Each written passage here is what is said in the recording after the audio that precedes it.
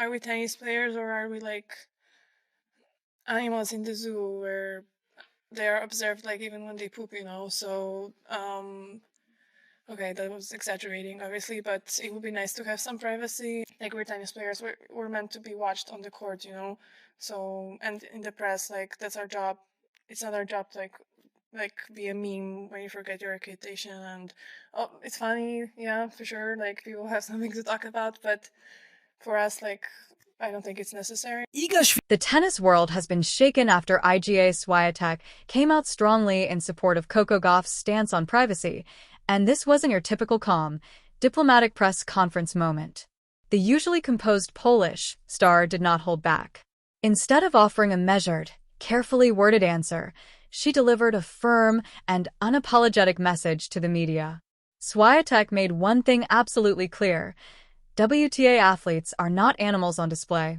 They are human beings who compete at the highest level and deserve privacy, dignity, and respect.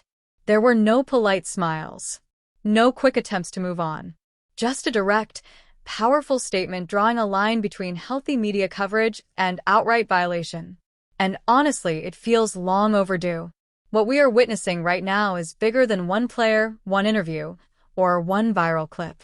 Swiatek is standing firmly beside Gauff in what is becoming a larger stand against a culture that often prioritizes clicks and controversy over human boundaries. So, what exactly happened?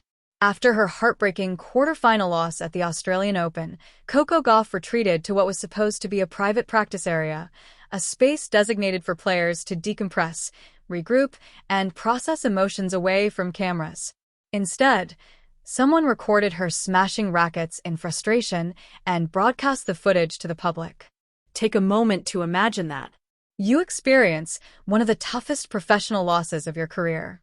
You step away to process your emotions in a space meant to be off-limits, and then discover that your most vulnerable moment has been filmed and shared with millions without your consent. That is not journalism. That is exploitation. Gauff has reportedly warned that she is reviewing the situation and could pursue legal action. And if she does, it won't be a minor complaint. Sources suggest she is considering a lawsuit valued at $30 million, a figure that reflects how seriously she views this breach of privacy. This isn't about demanding an apology. It's about drawing a legal boundary. It's about setting a precedent that protects athletes moving forward. Swiatek's fierce response signals something even bigger: a shift. Top players are no longer willing to quietly tolerate invasive media practices. They're willing to call them out publicly. Because at the end of the day, elite athletes may perform on the biggest stages in the world, but they are still human beings. And even under stadium lights, they deserve moments that are not turned into viral content for profit. Yeah, I tried to go somewhere where they wouldn't broadcast it, but obviously they did. So yeah, maybe some conversations we can be had, because I feel like at this tournament, the only private place we have is the locker room. I feel like certain moments, the same thing happened to Irina after I played her final US Open. I feel like they don't need to broadcast. I tried to go somewhere where I thought there wasn't a camera because I don't necessarily like breaking rackets, but I lost 1 and 2. I broke one racket on quarters, I think. So what actually ignited this massive legal showdown? It began after Coco Gauff's heartbreaking quarterfinal loss at the Australian Open. She was devastated, frustrated. She had fallen short on one of the biggest stages in tennis, a match she desperately wanted to win. Like any elite competitor, she needed a moment away from the spotlight to process the defeat. But she wasn't given that moment. Instead of privacy, her frustration was turned into public content. What should have been a private emotional release became viral entertainment. And that's where Iga Swiatek immediately understood the deeper issue. This wasn't just about one emotional outburst. It wasn't about damaged rackets. It wasn't about one bad day. Swiatek recognized that Gauff's fight goes beyond herself. It's about every player who could find their lowest moments broadcast without consent. Gauff even pointed out that something similar happened before, to Aryna Sabalenka. In that earlier incident, Sabalenka was filmed in a private moment of frustration. The clip spread quickly online, stripped of context and nuance. What followed was brutal. A wave of criticism flooded social media. People who have never stepped on a professional court suddenly felt qualified to judge her character based on seconds of footage. Let's be honest about what that really was. It was a human being expressing frustration after immense pressure, something every competitor does behind closed doors. But because it was captured and shared without context, it became a target for online outrage. The internet can be ruthless. Comment sections fill with instant experts on professionalism and sportsmanship. Athletes are labeled, criticized, and attacked, all because a private moment was turned public without permission. Sabalenka didn't commit a crime. She wasn't disrespecting anyone. She was simply processing emotion in what should have been a safe space. And that is exactly why Gauff stan matters, and why Swiatek is backing her so firmly. If a line isn't drawn now, the problem only escalates. The more these moments are monetized and amplified, the more invasive the system becomes. This movement is no longer just player versus media. Experts across the sports world are weighing in. Sports psychologists are emphasizing the mental strain of competing at the highest level. They stress the importance of having secure, private spaces where athletes can decompress without fear of cameras. Emotional regulation, they say, is not weakness. It's part of high-performance sport. And those private moments are essential for mental health. Legal analysts are raising serious questions about boundaries and consent. Former athletes are sharing stories of similar experiences. Media ethicists are debating where responsible reporting ends and exploitation begins. The message from many corners is becoming consistent. Access does not equal entitlement. Athletes perform in front of millions under stadium lights. But that visibility does not erase their right to privacy when they step away from the court. And now, for perhaps the first time in a major way, the players are pushing back. Together, legal experts are now stepping into the conversation, carefully examining the privacy implications of what happened. They're discussing consent laws, media boundaries, and the critical question, where should the line be drawn between public interest and personal privacy? Many analysts believe Coco Gauff may have a strong case.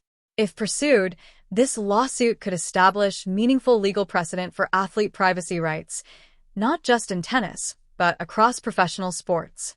Former athletes are also speaking out. Those who have lived through similar moments are sharing personal stories of being caught on camera during their lowest emotional points. Some describe how those clips followed them for years, resurfacing online and reshaping public perception in ways that felt unfair and deeply personal. Their message is clear. Athletes are often treated as content instead of people. Experts across sports psychology and performance science are reinforcing an essential truth. Elite competitors are not emotionless machines programmed to perform flawlessly at all times. They are human beings. They experience stress, heartbreak, anger, and vulnerability. They have breaking points. And occasionally, emotions spill over. That isn't weakness. That's humanity. Think about your own worst moment. A time when you lost your temper. A moment when you cried, reacted impulsively, or said something you regretted. Now imagine someone recording that moment without your permission and sharing it with millions of strangers. How would that feel? Professional athletes sacrifice nearly everything to reach the highest levels of their sport. Many give up normal teenage experiences, relationships, and traditional education paths to chase a dream. They understand that media attention comes with success. They accept interviews, press conferences, and cameras during competition. But there is a clear difference between covering a match and invading a private space to capture raw, vulnerable emotion. What Coco Gauff and Iga Swiatek are standing for goes far beyond one incident in tennis. This is about establishing boundaries in a digital age where privacy is increasingly fragile. It's about challenging a media culture that can sometimes prioritize viral moments over human dignity. It's about reminding the world that athletes are not entertainment products. They are people with rights and limits that deserve respect. For years, many athletes stayed silent. They feared being labeled difficult. They worried about damaging relationships with outlets that shaped their public image. Speaking up often felt risky. But now, Gauff is drawing a line. And Swiatek is amplifying that message with equal strength. This moment could mark a turning point. It could force media organizations to reevaluate ethical standards. It could encourage clearer policies and stronger safeguards around private spaces. It could empower other athletes to speak up when their boundaries are crossed. Whether a lawsuit ultimately succeeds or not, one thing is already undeniable: a necessary conversation has begun. Gauff has placed athlete privacy at the center of the sports world's attention. With fellow players, experts, and fans backing her, she has shifted the narrative from passive acceptance to active accountability. If there is regret within parts of the media industry, it must lead to meaningful change, clearer guidelines, ethical restraint, and genuine respect for the humans behind the headlines.